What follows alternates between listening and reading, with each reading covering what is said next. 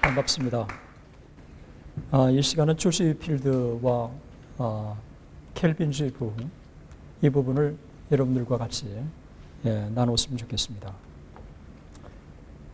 저는 조지 위필드를 좋아하는 학자입니다. 그리고 목사인데요. 좋아하는 정도가 도를 높을 만큼 정말 좋아합니다. 현대말로 표현한다면 조지 위필드의 팬입니다. 모든 역사를 초월해서 조지 위필드만큼 강력한 메시지를 외친 사람도 드물었습니다. 웨슬리와는 비교할 수 없을 정도로 조지 위필드가 메시지를 외쳤을 때 3,000명, 4,000명이 주님께로 돌아서는 역사가 있었습니다.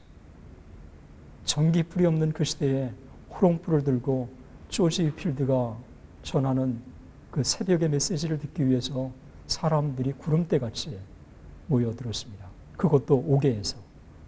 그래서 3,000명, 4,000명이 5개에서 새벽 기도를 드리는 그러한 위대한 역사를 만든 것도 조지 위필드였습니다. 이 조지 위필드에게 가장 강한 영향을 받은 사람이 스펄전이고, 스펄전에 가장 영향을 받은 사람이 로이드 존스고, 로이드 존스에 가장 영향을 받은 사람이 존 스타트고, 이런 면에서 소위 이 조지 위필드의 이 영성, 조지 위필드의 영적 각성의 이 정신과 신학, 그것은 지금까지 시간과 공간을 넘어서 현대 우리에게까지 전해졌다고 할 수가 있습니다. 그 시대적인 상황, 조지 위필드가 역사에 등장하는 그 시대, 그는 1714년의 역사에 등장합니다. 그러니까 정확히 따진다면 웨슬리보다는 11살이 적습니다. 그가 역사에 등장하게 되었을 때 영국 국교나 그 다음에 장로교나 심지어 비국교도들마저도 타락의 가도를 달리고 있었습니다. 조금 더 구체적으로 얘기한다면 영국 국교는 술 취함과 성적인 타락에 빠져 있었고, 그리고 영국 장로교는 아리우스 이단에 빠져 있었고, 비국교도들은 영적인 무기력에 다 빠져 있었습니다. 장로교가 아리우스 이단에 빠졌다고 하는 사실은 보통 큰 게 아니었고, 이 아리우스 이단에 빠졌던 장로교가 얼마나 그 이단의 공격을 많이 받았는지 부흥운동이 한참 일어났던, 소위 19세기 부흥운동의 주역이었고 18세기서부터 부흥운동이 일어났던 이 아일랜드에서도 또 이 아리우스 신학 논쟁이 아주 첨예하게 진행되었습니다. 그런데 이 모든 시대적인 상황 속에서 이 모든 것들을 극복할 수 있는 유일한 해결책은 부흥밖에 없다고 하는 사실, 이 사실을 공감하고 무릎으로 기도하고 있는 일련의 무리들이 있었던 것입니다. 이런 사람들을 가리켜서 우리는 감리교 운동이라고 하는데, 이 감리교 운동은 지금까지 웨슬리안 감리교만 알고 있었지 켈빈주의 메소디스트, 칼빈주의 감리교 운동이 있었다고 하는 사실은 알려지지 않았습니다. 웨슬리가 소위 감리교 운동, 웨슬리안 감리교 운동의 주역이었다고 한다면 칼빈주의 감리교 운동의 주역이었던 사람은 바로 조지 위필드였습니다. 이런 면에서 조지 위필드는 너무도 중요한 인물이고, 또 그가 태어나서 소위 부흥운동에 있어서 주역으로 너무도 중요한 역할을 하게 됐습니다. 1714년 12월 16일 영국의 글루스터라고 하는 그 지역이 있는데, 그 지역 벨인이라고 하는 데서 이 조지 위필드가 태어났습니다. 조지 위필드가 태어난 그곳을 한번 보도록 하겠습니다. 조지 위필드 모습, 좀 살이 찌긴 했지만 양쪽에 이 머리 스타일 두 손 들어서 하고 있는 이 소위 메시지를 외치는 그 모습이 참 경건하고 또 열정적이고 정말 전형적인 오늘 이 시대의 부흥사의 모델을 보는 것 같습니다. 여기가 바로 그 조지 위필드가 그 1714년 12월 16일 태어났던 그 올드벨이라고 하는 곳인데, 여러분 보면 그 건물 밑에 올드벨이라고 써 있는 게 좀 보이나요? 예. 지금도 그때 모습이나 변하지 않고 있습니다. 바로 올라가니까 지금은 바가 운영되고 있었습니다.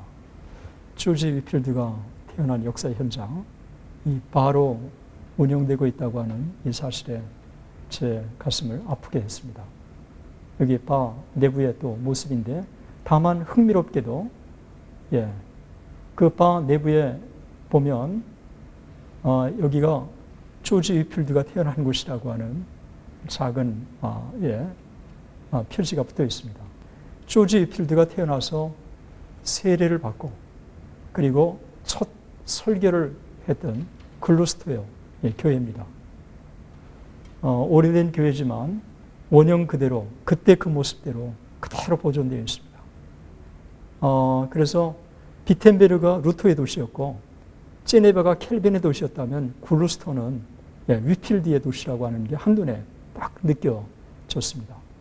보시면 외부에서 본 모습이고, 또 이것은 또 다른 측면에서 본 글루스터 조지 위필드가 세례를 받았던 교회입니다. 그 다음에 내부의 모습인데, 내부에 들어가니까 상당히 웅장하고 내부에 조지 위필드의 흔적들이 여러 군데 남았습니다. 앞쪽에서 찍은 사진도 여기서 내부에서 있는 사진 중에서 찍은 것입니다. 쭉 조지 위필드가 세례를 받았던 세례단, 그리고 조지 위필드가 사역했던 여기서 첫 그 설교를 했던 설교단 옆에 또 메모, 이런 것들이 그대로 남아 있습니다. 다른 측면에서 본 모습이고, 보시면 이 글루스터 거리입니다. 그러니까 300년이 됐어도 변하지 않는 그 모습 그대로, 이 도시에 딱 가니까 역사가 그대로 살아있고, 그리고 바로 이 조지 위필드가 그 태어나고 다녔던 교회 근처 거리였어요. 마치 조지 위필드를 그 만나는 기분으로 제가 거리를 걸었습니다. 여기는 감리교 운동을 본격적으로 시작하게 되었을 때 그때 첫 모임을 가졌던 장소였습니다. 이제 이 조지 위필드는 그 글루스터가 낳은 위대한 부흥사라고 하는 것을 알 수 있는데, 글루스터 교회에 딱 들어가니까 그 앞에 뭐라고 써 있느냐 하면 조지 위필드는 글루스터 사람이었다라고 딱 되어 있습니다. 그리고 설교단 옆에 소위 조지 위필드를 배출했다고 하는 그 감격 영광, 그거 또 그 교회가 얼마나 그를 자랑스럽게 여기고 있는지 판을 하나 새겨서 붙여놨습니다. 거기에는 뭐라고 써 있느냐 하면 설교자의 황태자, 영국과 미국에서의 복음 전도자, 아동보호와 교육 분야의 개척자, 요한 웨슬리와 찰스 웨슬리의 동료, 조지 위필드는 크립트 스쿨을 다녔고 1736년 6월 27일 본교에서 그의 설교 사역을 시작했다라고 했습니다. 그래서 거기에 보면 소위 조지 위필드의 채취가 그대로 남아 있습니다. 1732년에 옥스퍼드 대학교 안에 펜브룩 칼리지가 있습니다. 이 펜브룩 칼리지는 조지 그 위필드와 더불어서 쌍벽을 이루는 요한 웨슬리가 다녔던 크라이스트 철치 대학하고 너무 가까이 있었어요. 그래서 서로 접할 수 있는 옥스퍼드 대학교 안에 접할 수 있는 자연스러운 그 거리였습니다. 이 대학을 다니면서 그가 많은 이상들을 같이 공유하는데, 그 중에서 홀리클럽을 같이 웨슬리 형제와 같이 운영하면서 이들의 큰 도전을 그가 받게 됩니다. 그가 그 영적으로 많은 고민을 거치면서 실질적으로 그 깊은 영적인 고민을 하게 되는데, 모든 지도자들이 했던 것처럼 이 영적인 고민을 하게 되는데, 그 영적인 고민은 다양한 채널을 통해서 오게 됩니다. 그런데 조지 위필드의 경우에는 헨리 스쿠갈이라고 하는 사람이 쓴 책이었어요. 그 책 이름은 인간의 영혼 속에 있는 하나님의 생명이라고 하는 이 책인데, 이 책을 읽으면서 영적인 사모함이 그를 지배하기 시작한 것입니다. 그러면서 그가 무슨 고백을 하느냐, 이런 고백을 합니다. 그 책을 통해서 하나님께서는 내가 거듭나야 하며 그렇지 않을 경우 저주를 받는다는 사실을 보여주었다. 나는 그 책을 계속 읽었고 그 책을 손에 들고 하늘과 땅의 하나님께 말씀을 드렸다. 하나님, 제가 그리스도인이라면 제 마지막에 멸망당하지 않도록 예수 그리스도를 위해 제게 기독교가 무엇인가를 보여주십시오. 이러면서 고민과 갈등을 하게 되는데, 1735년 20살 때 그가 회심을 경험하게 됩니다. 회심을 경험하게 되는데, 이때 회심을 경험하기 전에 무슨 고통이 있었느냐 하면, 마치 루터가 참된 복음을 깨닫기 전에 고행을 통해서 거룩에 이를 수 있다고 확신했던 것처럼, 고행을 통해서 구원에 이를 수 있다고 확신했던 것처럼, 그가 어떤 고행을 했느냐 하면 고기를 입에 대지 않았어요. 그리고 설탕을 넣지 않는 그냥 맛없는 거친 빵을 주일을 빼고는 일주일 내내 그것만 먹었어요. 뿐만 아니라 그 추운 겨울에 한 손이 콩콩 얼어서 그냥 까맣게 될 때까지 그 추운 길거리를 그냥 고행을 하면서 다녔어요. 그러면서도 이 금욕과 내적인 이 투쟁을 통해서 그 몸이 수척할 정도까지 이 고행의 그 세월을 쭉 그냥 했어요. 이러면서 결국은 의사가 그가 요양을 해야 되겠다고 강제적으로 그를 요양하도록 조언을 주게 되었던 것입니다. 이러면서 그가 고행을 통해서 하나님 앞에 자기의 죄성을 또 보게 됐어요. 그러면서 자기가 하나님 앞에 지었던 죄들을 낱낱이 하나둘씩 메모를 해가기 시작합니다. 메모를 해놓고 이것을 놓고 그냥 하나님 앞에 아침과 저녁마다 하나님 앞에 진실되게 죄에 대한 고백을 합니다. 이 시대에 있어서 그에게 있어서는 너무너무 고통의 삶이었어요. 그가 일기에 이런 고백을 합니다. 얼마나 많은 밤들을 고통 가운데 신음하며 몸부림을 쳤는지 하나님만을 아신다. 나는 온종일 그리고 몇 주일이고 바닥에 엎드려 있었고 하나님께서 나에게 승리를 주시기까지 나는 그분과 싸우는 것을 중단하지 않았다. 마치 야복강가에서 하나님이 내게 은혜를 주시지 않으면 당신을 놓아줄 수 없다고 했던 것처럼, 이 성령의 놀라운 은혜를 받은 사람들은 아주 영적인 싸움과 이 투쟁이 있었어요. 이게 있어서 조지 위필드에게 있어서는 아주 너무 분명했는데, 이런 것들을 통해서 그 다음에 결국은 하나님의 이 구원의 확신을 갖게 되고 또 은총 아래 놓이게 되고, 그리고 이 구원의 감격이 그를 이 가슴을 정말 이 기쁨의 희열처럼 그를 사로잡게 되었습니다. 그가 이런 고백을 합니다. 애통하는 영이 나에게서 떠나갔고 나의 구원자이신 하나님 안에서 기뻐하는 것이 진정 무엇인가를 알게 되었다. 애통하는 날들은 끝났다. 버림받음과 시험의 오랜 밤이 지나고 전에 멀리 보았던 그 별들이 다시 나타나기 시작했으며 낮의 별이 내 마음에 떠올랐다. 그래서 하나님과의 바른 관계를 정립하게 되고 영적인 재충전을 받게 됐고, 그가 하나님 앞에 부흥의 지도자로 이제 부름을 받게 된 것입니다.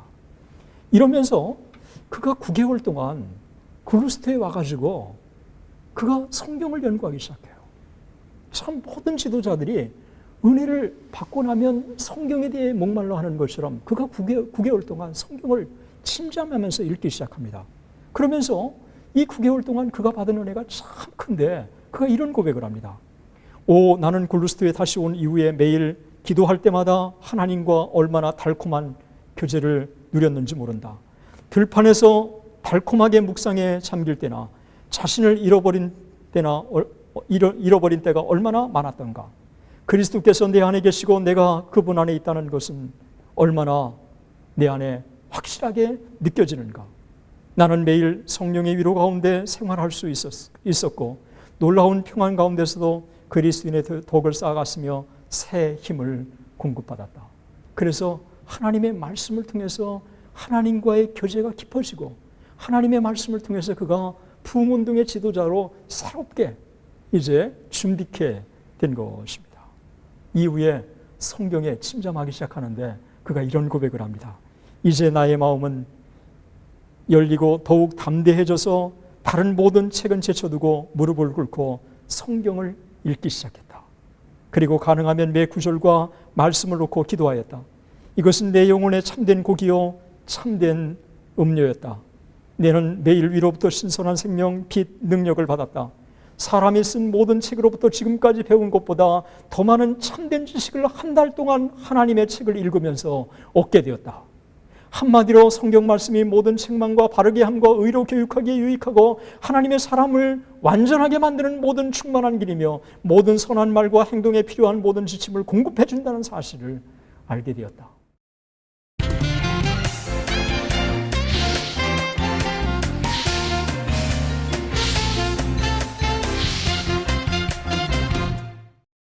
한 달 동안에 그가 성경을 통해서 지금까지 배웠던 모든 지식보다도 더 많은 지식을 배웠다. 어쩌면 조금 과장인지도 모르지만 이건 조지 위필드의 그 진실된 고백이에요. 조지 위필드가 얘기는 하지 않았지만 이런 의미로 쓰였다고 봐요. 그동안의 책을 통해서 배웠던 이 모든 세상에 대한 지식들이 성경을 읽음으로써 비교 가치가 생긴 것입니다. 그러면서 성경에 있는 모든 지식들이 나중에 보면 그가 복음을 전하는 데 있어서 하나의 도구로 쓰임을 받게 되는 것입니다. 세상의 지식을 소위 거룩한 지식으로 승화시켜서 메시지의 도구, 복음 전도의 도구로 사용할 수 있게 된 것입니다. 그게 이 성경의 깨달음을 통해서 주어진 은혜라고 볼 수가 있습니다. 그 이후에 그가 이런 고백을 합니다. 하나님께서는 내 영혼의 눈을 뜨게 해 주셨고 나는 얼마나 기뻤는지 모른다.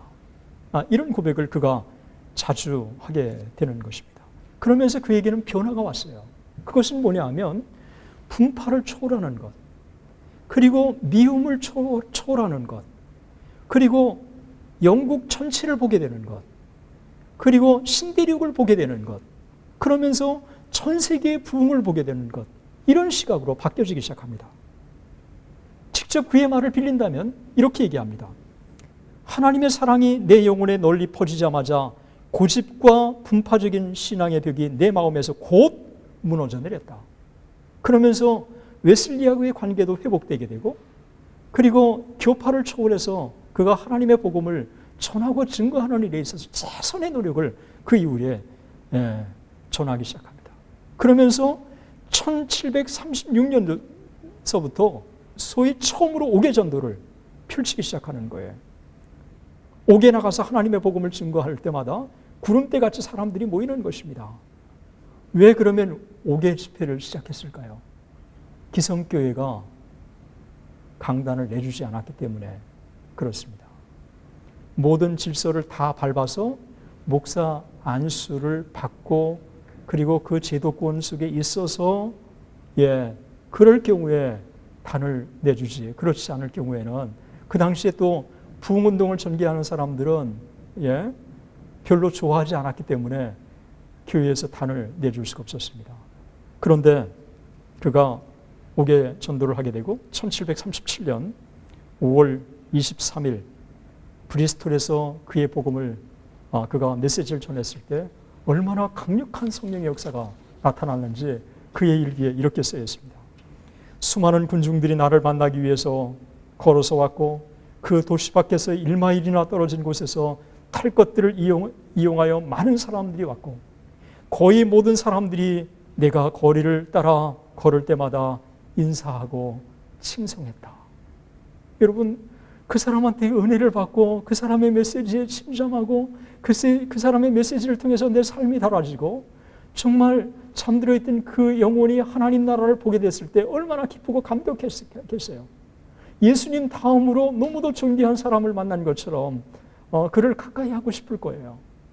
예? 이런 일들이 계속해서 일게 된 것입니다. 1737년 8월부터 12월까지 4개월 동안 글로스터, 옥스퍼드, 런던을 다니면서 100회의 메시지를 전했어요. 그리고 1737년에 그가 외친 메시지 중에 9편의 설교가 인쇄돼서 출판됐습니다. 젠틀맨의 매거진에는 이 조지 위필드라고 하는 한 인물을 대서특필을 하기 시작을 했습니다. 이 5개 설교를 계속해서 해나가기 시작하면서 그 5개 설교에 심지어 2만 명의 사람들이 모여 들었습니다. 그래서 제가 그곳을 다녀왔습니다. 한번 보겠습니다. 여기가 바로 펜브룩 칼리지. 그 옥스퍼드 대학 안에는 대학교 안에 레벨이 있습니다. 그 옥스퍼드 대학교라고 하는 이 종합대학교 안에는 요한 웨슬리가 다녔던 크라이스트 처치가 최고 좋은 대학 중에 하나고, 옥스퍼드 대학교 안에 좀 볼품이 없는 대학 중에 하나가 펜브루크 대학이에요. 뭐 그렇다고 해서 후진 대학은 아니고, 옥스퍼드 대학이면 이미 그 자체 대학이 여러분 세계적인 대학이잖아요. 여기 안에 캠퍼스에 잔디가 쫙 깔려져 있고, 여기서 조지 위필드가 다니면서 부흥을 꿈꾸었죠. 여기 조지 위필드가 메시지를 전하는 것, 그 당시에 오게에서 메시지를 듣기 위해서 사람들이 가까이 가게 되고, 조지 위필드가 많은 사람들에게 메시지를 전하는 장면입니다. 여기가 바로 하남 마운트예요. 이 하남 마운트는 어떻게 보면 언덕이라고 보여지지 않는데, 이 사진만 보면 언덕이라고 보여지지 않는데, 이 밑쪽으로 쭉 언덕이 전개되고 있습니다. 그래서 이 아주 광활한, 지금은 가옥들이 있지만 그 당시에는 광활한 들판이었죠. 여기 보면 하남 마운트라고 되어 있습니다. 하남 마운트. 그 하남 마운트에서 단이 어디에 있느냐 하면 맨 저쪽으로 있어요. 그래서 이 광장 안에 사람들이 쫙 앉게 되고, 그 당시에는 뭐 촘촘히 앉았으니까, 그리고 이 길 건너편에까지도 언덕이었으니까 사람들이 앉는 거죠. 여기에 3,000명, 4,000명, 많게는 10,000명이 넘는 사람들이 함께 모여서 이 조지 위필드의 메시지를 들었던 것입니다. 그 다음 사진을 보면 바로 언덕에서 바라본 지역이에요. 쭉 이 광활한, 지금은 집들이 있지만 이 광활한 언덕이 그 당시에는 하남 마운트의 이 메시지의 현장이었습니다.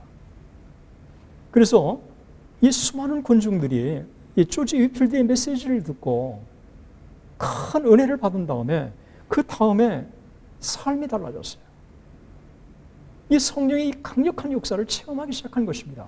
그런데 조지 위필드가 그렇게 능력의 메시지를 전할 뿐만 아니라 정말 이 제스처나 이런 것도 대단했어요.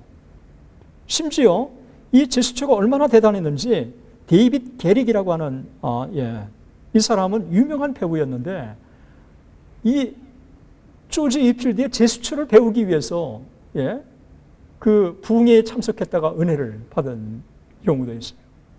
이 조지 위필드가 참 이 담대하게 메시지를 전하는데, 그럼 어떤 형태의 메시지를 전했는지가 참 중요한데요.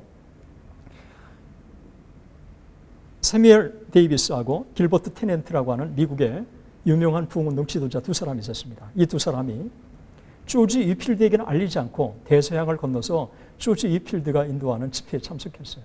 그 집회에 참석했다가 느낀 소감을 이렇게 피력을 했어요. 그 사고의 구성과 배열에 있어서 그의 설교는 매우 빈약했고 결함이 있었습니다. 정말 형편없는 설교였습니다. 그러나 그 설교에 수반된 기름 부음은 너무도 놀라워서 은혜로운 감화를 받기 위해서라면 대서양의 그 무서운 파손의 위험을 여러 차례 감수하겠다는 생각이 들 정도였습니다. 조지 위필드의 설교가 논리적이고, 그리고 정말 많은 지식을 동원한 지성적인 설교는 아니었지만, 그 메시지에 기름 부음이 있었기 때문에 그 메시지를 듣는 많은 사람들이 큰 감동을 받고 그 메시지에 무릎을 꿇게 되고 그의 삶의 변화를 통해서 거룩한 하나님의 나라의 도구가 되고 그리고 하나님 나라 확장을 통해서 눈물 뿌려 기도하는 그런 놀라운 역사가 나타나는 거예요. 오늘날 진정한 설교가 어떤 설교여야 되는가를 보여주고 있는 것입니다. 저는 정말 논리적이고 지성적인 준비를 해야 된다고 생각합니다. 그러나 그것으로 만족하는 것이 아니라 조지 위필드의 설교처럼 정말 성령의 기름 부음이 있도록 하나님 앞에 무릎을 꿇고 기도하게 되고 그 메시지에 기름 부음이 있게 달라고 기도하는 가운데 메시지를 전했을 때 그 메시지의 파워는 청중들뿐만 아니라 정말 그 시대의 그 지역의 교회를 바꿀 수 있다고 여겨지는 것입니다. 이런 면에서 볼 때 정말 이 조지 위필드는 우리들에게 너무도 중요한 교훈을 안겨주고 있는 것입니다. 1740년에 그가 1차 대각성 운동의 주역이 아니었습니까? 1차 대각성 운동의 주역이었던 자나단 에드워즈, 그가 섬기는 노스햄프턴 교회에서 메시지를 딱 전했습니다. 얼마나 청중들이 큰 은혜를 받았는지 조지 위필드의 일기에는 이렇게 써 있습니다.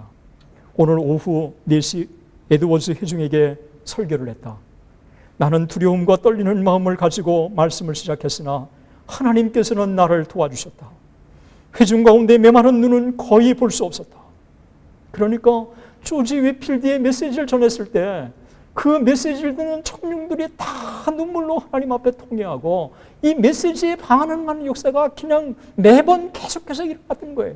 심지어 조나단 에드워즈도 조지 위필드의 설교에 큰 은혜를 받게 된 것입니다. 조지 위필드는 정말 대단한 인품의 사람이었어요. 자기가 칼빈주의 감리교 운동을 먼저 조직하고는 모든 것들을 다 웨슬리에게 이양을 했습니다. 그런데도 불구하고 웨슬리 쪽에서 계속 비판을 가해오니까 조지 위필드를 따르는 몇몇 사람들이 이렇게 조지 위필드에게 다가가서 물어봤어요. 하나님 나라에 가면 우리가 웨슬리를 정말 볼 수 있을까요? 그렇게 물어봤는데 조지 위필드가 웨슬리는 하나님 가까이 있고 우리는 너무 멀리 떨어져 있어서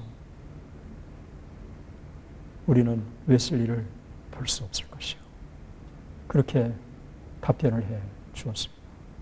여러분, 조지 위필드가 얼마나 정말 다른 사람을 높이고 자기는 낮추고 오직 이 땅에 하나님의 영광만 드러내려고 했는가를 보여주고 있는 것입니다. 저는 조지 위필드가 22살에 부름을 받고 55세에 세상을 떠나는 그날까지 33년 동안 자기 자신을 아끼지 않고 하나님 앞에 부흥의 주역으로서 하나님의 나라를 위해서 불꽃처럼 살다간 어떻게 그리스도인이 하나님의 영광을 위해서 그의 나라를 위해서 살아야 될 것인가를 모델로 보여줬던 그 한 생에 제게는 큰 도전이었고 그리고 그와 같은 삶의 모델이 우리들에게도 있었으면 좋겠습니다. 그래서 이 땅의 교회가 하나님의 영광을 드러내고 다시 영적인 잠에서 깨어나고 하나님이 한국교회를 통해서 영광을 받으시는 그날이 속히 왔으면 좋겠습니다. 감사합니다.